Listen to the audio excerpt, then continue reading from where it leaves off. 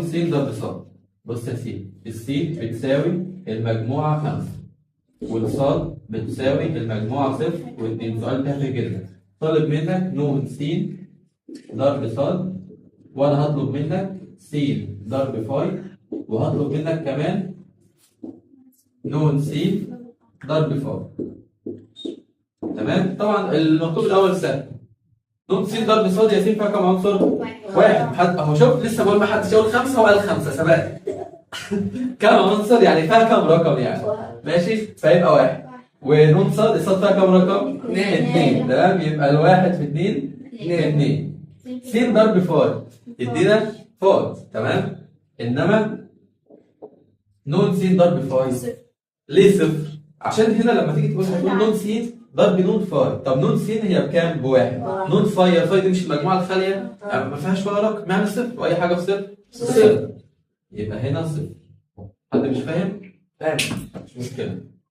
هو زي جبنا الصفر ليه؟ انت لازم تعرف كل حاجه يعني. طب حطيت لسه. ما تعلمش من الحياة بقى. اذا كانت داله س خلاص بتساوي 5، فإن داله مش هقول لك تاني خلاص.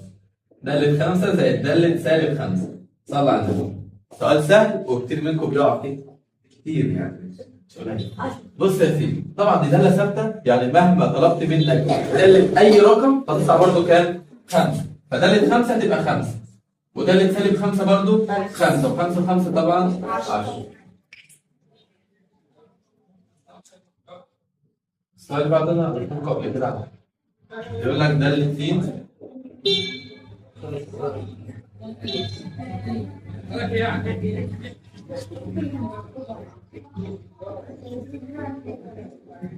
دالة س بتساوي س في س ناقص 1 أس 2. طالب منك درجة الدالة، ما تستعجلش.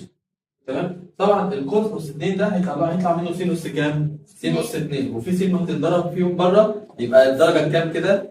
التالتة. لا التالتة. ما هو جوه س أس 2 وهنا 2 يبقى أس 3. تمام؟ فتبقى الدرجة الثالثة. طيب ركز في اللي انا بقول لك ده كده. لو قلت لك انا بقى دالة س بتساوي س أس 2 ركز مضروبة في س ناقص 1 أس 2. عايز اعرف الدرجة برضه، ماشي؟ قلت لك كمان دالة س س أس 2 ناقص س ناقص 1 أس 2.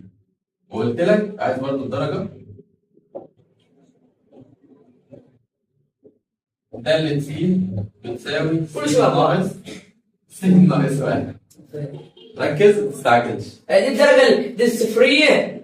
صفرية. هو ليه أول واحدة يعني ما وزعناش الأس مثلا اللي بعدها ضربنا الصفر؟ ولا السين تربيع لا مش هقول لك كده.